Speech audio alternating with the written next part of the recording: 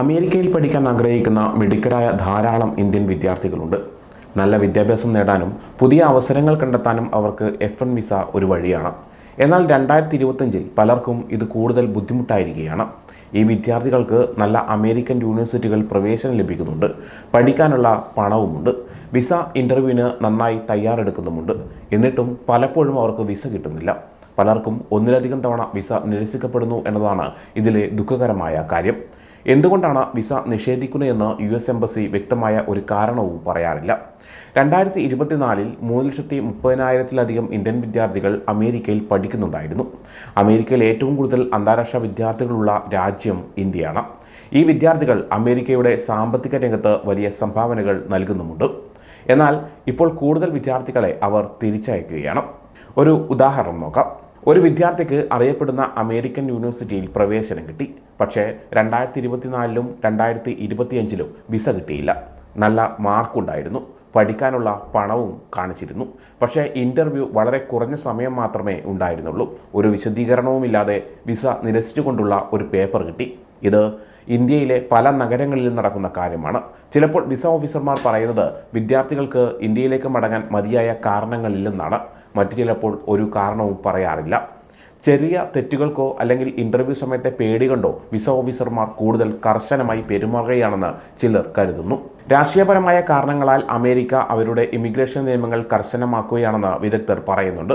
പ്രത്യേകിച്ച് തിരഞ്ഞെടുപ്പ് വർഷങ്ങളിൽ ഇത് കൂടുതലാണ്.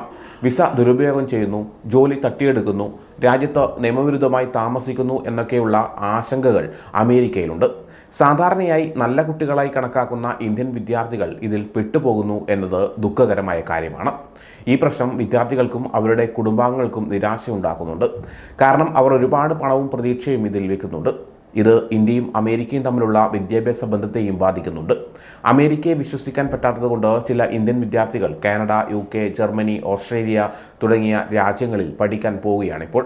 അവിടെ നിയമങ്ങൾ കൂടുതൽ വ്യക്തമാണെന്നും വിദ്യാർത്ഥികളെ കൂടുതൽ സ്വീകരിക്കുന്നുണ്ടെന്നുമാണ് കരുതുന്നത്.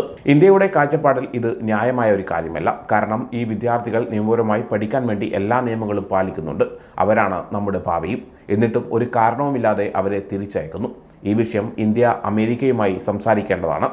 വിദ്യാർത്ഥികളെ ഇൻ്റർവ്യൂവിന് തയ്യാറാകാൻ സഹായിക്കുന്നതിനും മറ്റ് പഠന സാധ്യതകളെക്കുറിച്ച് അറിയുന്നതിനും ഇന്ത്യയിൽ നല്ല സഹായമുണ്ടാകണം. അതേസമയം അമേരിക്കക്ക് അവർക്ക് ആവശ്യമുള്ള മിടുക്കരായ ആളുകളെ തിരിച്ചയക്കുന്നുണ്ടോ എന്ന് ചിന്തിക്കണം. ഇത് തുടരുകയാണെങ്കിൽ F1 വിസ ഒരു ചൂതാട്ടമായി മാറും. അതൊരു നല്ല അവസരമായി തോന്നില്ല. ഇത് ഇന്ത്യക്കും അമേരിക്കയ്ക്കും നല്ലതല്ല.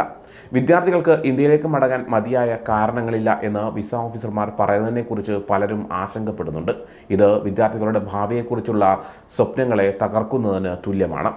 ചെറിയ തെറ്റുകൾക്കോ അല്ലെങ്കിൽ ഇൻ്റർവ്യൂ സമയത്തെ പേടികൊണ്ടോ വിസ ഓഫീസർമാർ കൂടുതൽ കർശനമായി പെരുമാറുകയാണെന്ന് ചിലർ കരുതുന്നു എന്നത് വിദ്യാർത്ഥികളുടെ ആത്മവിശ്വാസം കുറയ്ക്കുന്നതിന് കാരണമാകുന്നുണ്ട്. അമേരിക്കയുടെ ഈ സമീപനം പല വിദ്യാർത്ഥികളും മറ്റ് രാജ്യങ്ങളിലേക്ക് പഠനത്തിനായി പോകാൻ നിർബന്ധിതരാകുന്നു. ഇത് അമേരിക്കയുടെ വിദ്യാഭ്യാസ മേഖലയെയും സാമ്പത്തിക മേഖലയെയും ദോഷകരമായി ബാധിക്കും. F1 വിസ ഒരു ചൂതാട്ടമായി മാറും. ഈ ഒരു അവസ്ഥ ഉണ്ടായാൽ അത് ഇരു രാജ്യങ്ങൾക്കും ദോഷകരമാകും.